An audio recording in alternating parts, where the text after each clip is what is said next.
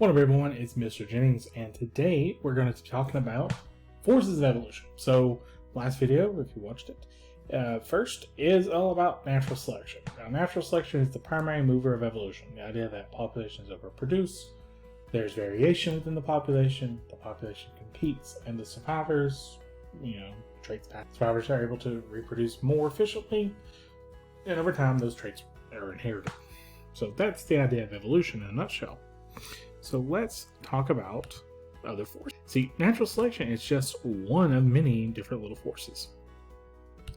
So, effects of evolution. So evolution is a population phenomenon. It is not something that happens on an individual basis. It's the results of selection on individuals by the environment, and that traits must be inheritable. Basically, no buff baits. So this situation here is basically, the idea that if you are super muscly and, ripped, absolutely shredded, that when you have a kid you're going to get your kid's going to be equally shredded. That is not true, and that's silly when we talk about it. That's Lamarckian thought, and you'd be surprised when I put it in such stark ideas, kids are like, oh yeah, it's obvious, that's stupid. It's when I put it in more subtle ways that it gets, and some kids will think Lamarckian. We'll talk about those when we get the chance. So natural selection itself is a selective and adaptive force. Nature selects for an individual, and the individual adapts to the selection. For example, predation. Predation results in stuff like camouflage, mimicry, increased speed, burrowing, increased housing in shell, like turtle shells. Predation is a very powerful selective force because you get maimed or you live. So anything that can do that is going to be pretty powerful. So, for example, we have an owl here that is camouflaged. Now, that camouflage is not to keep it safe from the predator, it's to keep it blind, to keep its prey blind to it. And camouflage works both ways. Obviously, hunters, when they go deer hunting, they don't wear camouflage for themselves. For predators, they're wearing camouflage so the deer don't see. Conversely, the deer is brown and spotted when they're fawn stages because it helps them into their environment too. It's kind of cool like that.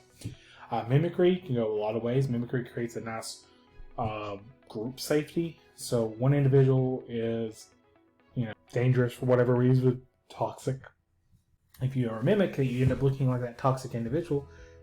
Other predators tend to avoid you because you look like a toxic individual or a deadly individual. So it's safety. And speed, obviously, is what it is. Help you outrun your predator or catch your prey. Common sense.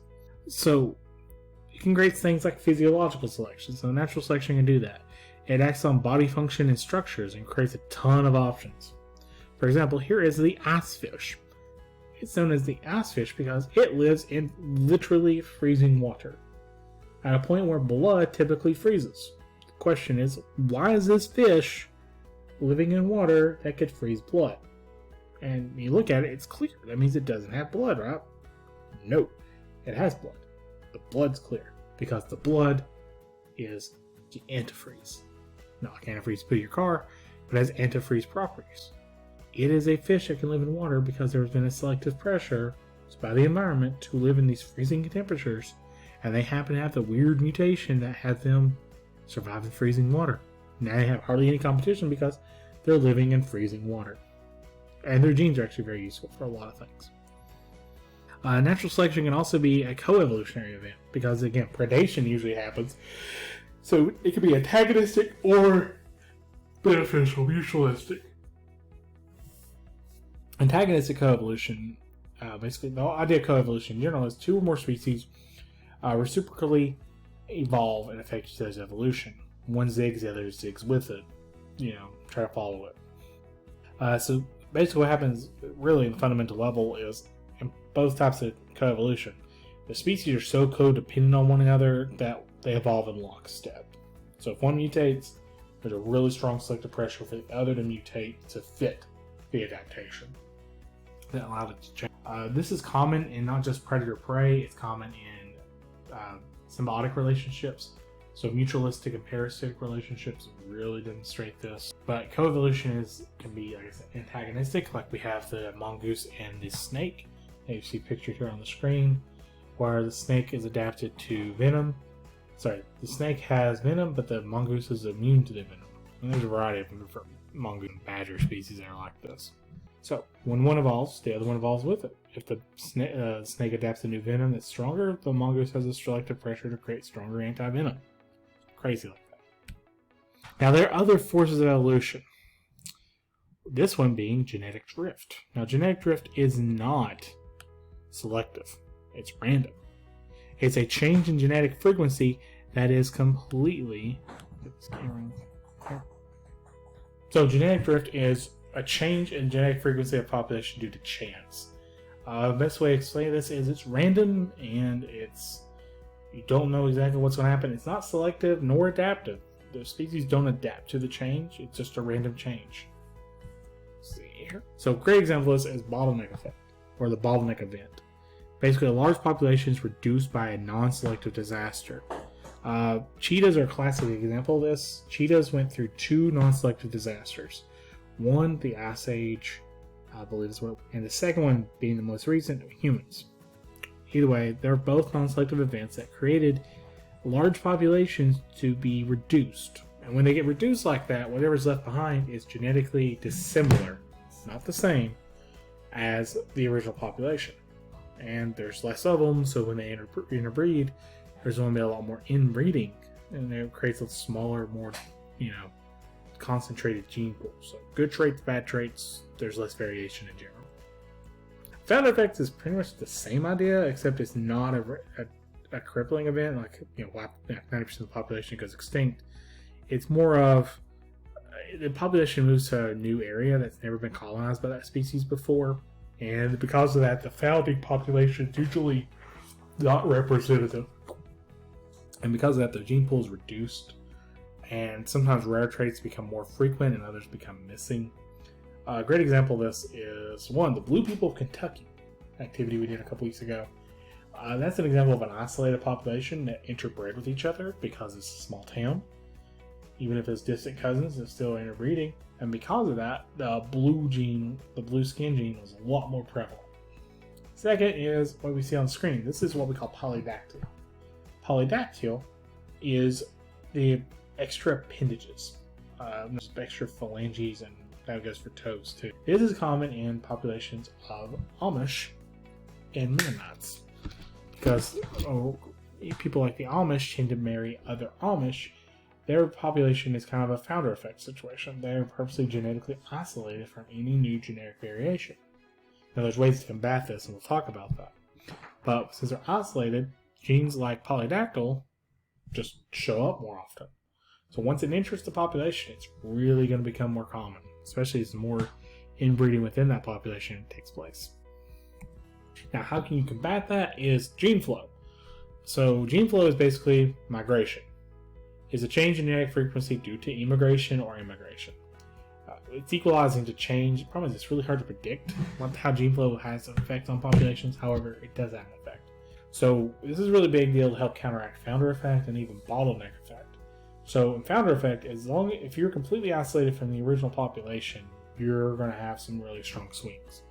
However, if you are in still contact with the main population, new genes and traits can go back and forth. Meaning you're not going to become different species, as we'll discuss next week, but you'll, the same traits. The traits are not going to be as big of a swing. So you can either leave or come in, but you do bring genes, and because you do bring genes, that changes the gene population. For example, here are these geese. We have, brown and white geese. The white geese are homozygous recessive. Brown geese are dominant, whatever the dominant allele combination is. When this geese flies into this population, pending breeding compatibilities, that geese is going to lay eggs. They're going to be heterozygous, and over time, especially if there's still immigration, you're going to see more and more genetic diversity take place, and that can also go back and forth. These geese can fly back. That can bring more gene flow. Next up, another selective pressure is sexual selection. Now, sexual selection is whenever the mate picks a trait. Whatever that trait is. That trait is something that they view as desirable. It is a change in genetic frequency based on gender preference. It's selective, but it can be what we call maladaptive, which means it can lead to bad things. I use Mr. Krabs here because, big meaty claws ain't for just attracting mates. But things that help you attract mates sometimes in the wild can also get you killed. There's numerous studies on this. There's the widow bird, called the widow bird because they make it. There's these big birds that have these really long tails, and they're great for attracting mates. We know this because we've experimented with them just by adding more tail feather. But things like cats tend to eat them. Big tails drag on the ground. Second is things like guppies. We know these guppy fish that are, when they're really colorful, attracts mates. It's great. Problem is, it attracts predators. So in ponds where the guppies are, brightly colored, there's likely less predators. But when there's predators present, there's no brightly colored guppies. It's crazy. Sexual selection can be really beneficial because typically the thinking is that whatever makes you able to be showy or present whatever outlandish trait, that means you're probably very fit to begin with because you're able to sustain. Because you're going to be able to sustain these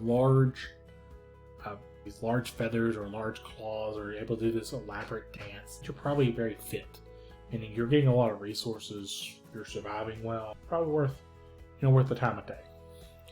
That's not always true. But that's how the thought process is for animals. That's how we think how it works for animals. So whatever makes that organism special is probably helping them out in the long run. Alright, those are the basic forces. What we end up calling these things are concepts of what we call Hardy-Weinberg, but that's beyond the scope of this course. Basically though, if you have any of these forces on a population happening, your population's evolving. Next week, we're going to talk about 1, the evidence for evolution. 2, we're going to talk about speciation. Basically, how does new species show up? And we'll see where we're at from there. If we're still doing the hiatus, we will go on to talk about classification. And other than that, though, that's about it for this week. You do have a small activity to be working on. Get to it. Other than that, take care. See ya.